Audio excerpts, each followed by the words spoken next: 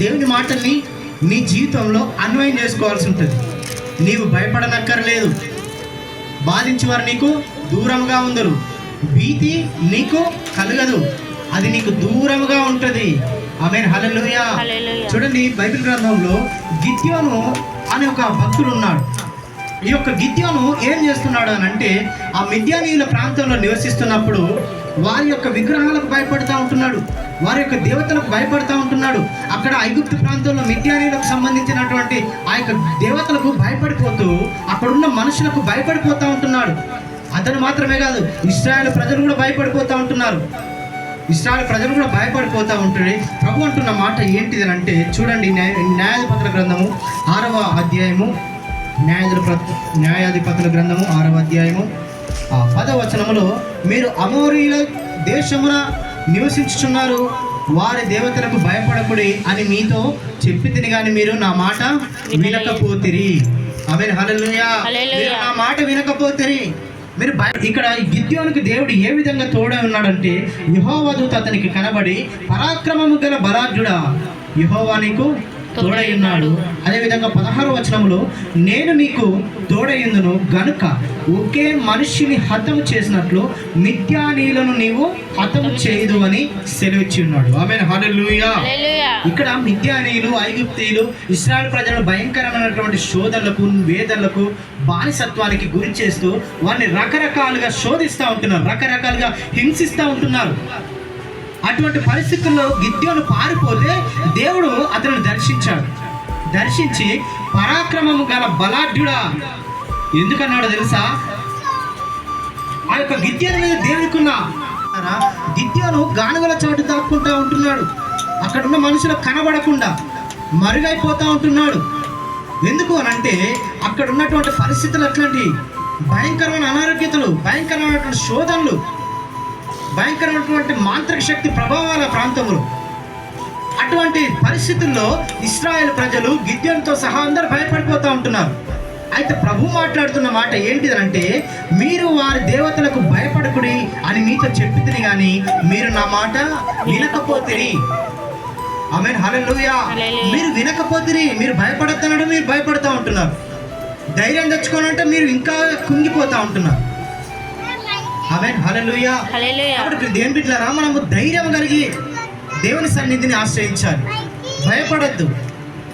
చూడండి, ఎవరైనా మన పిల్లల్ని ఎత్తుకొని, లేకపోతే ఎవరైనా చాక్లెట్ ఇచ్చో, లేకపోతే ఎవరైనా ఆ మార్గాన్ని వెళితే, ఏ రోజు జరగని కార్యం ఆ రోజు, ఏ రోజు జరగని మావాడు ఏడు అని మావాడు ఆ రోజు రాత్రి అస్సలు వండుకోలే, భయంకరంగా ఏడ్చాడని మనం కొన్ని సాక్ష్యాలు వింటూ ఉంటాం. ఆమేన్, హల్లెలూయా. వాడు ఆ రోజు మా పిల్లల్ని ఎత్తుకున్నాడు, ఆ రోజు నుంచే మా వానికి కడుపు నొప్పి, భయము, జ్వరము, వామిటింగ్స్, మోషన్స్ అని చెప్తూ ఉంటాడు. వాడు ఇచ్చిన అరటి పండు తినడం మూలంగానే మాకు ఆ రోజు నుంచి ఇట్లాంటి భయంకరమైనటువంటి శోధన కలిగింది అని వాళ్ళకి వీళ్ళకి భయపడిపోతూ ఉంటాం. అయితే ప్రభు అంటున్నాడు, వారి దేవతలకు నువ్వు భయపడకు.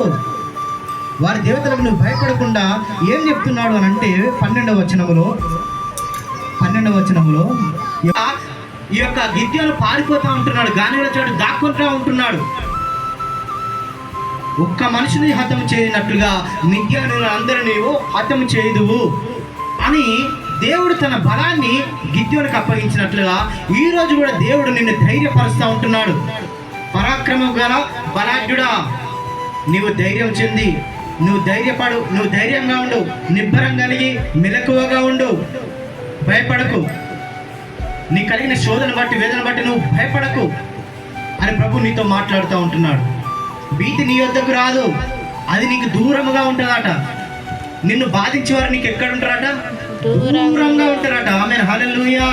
మనం కొంతమంది నిందిస్తూ ఉంటారు, అవమానిస్తూ ఉంటారు, బాధిస్తూ ఉంటారు. మనం ఏం చేసినా అది వాళ్ళకి నచ్చక వాళ్ళు ఏం చేస్తారు, దాన్ని బట్టి కామెంట్స్ చేస్తూ ఉంటారు. ఊకే మనం ఏం చేసినా, దగ్గినా, తుమ్మినా దాన్ని కామెంట్స్ చేస్తూ ఉంటారు. వాళ్ళని ఏమంటారంటే బైబిల్ గ్రంథంలో భక్తిహీనులు, అపహాసకులు, అటువంటి వారిని నువ్వేం చేయాలంటే తృణీకరించాలి. ఆమేన్, హల్లెలూయా. నువ్వు దేవుని నీతిని అనగా దేవుని వాక్యాన్ని అనుసరించాలి. భక్తిహీనులను నువ్వు ఏం చేయాలి? ఎదిరించాలి. 47వ కీర్తనలో ఒక మాట ఉంటుంది.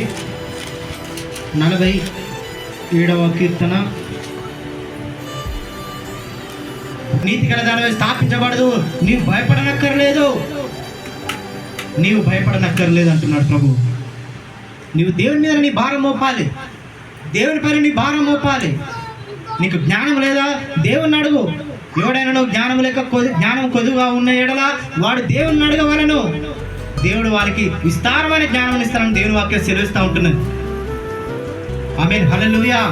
చూడండి, బైబిల్ గ్రంథంలో దావీదు మహారాజు చనిపోయిన తర్వాత ఆ యొక్క రాజ్య భారము, ఆ యొక్క మందిరం కట్టేటువంటి ఆ యొక్క భారము తన కుమారుడైనటువంటి సొలొమోను మీద పడ్డది.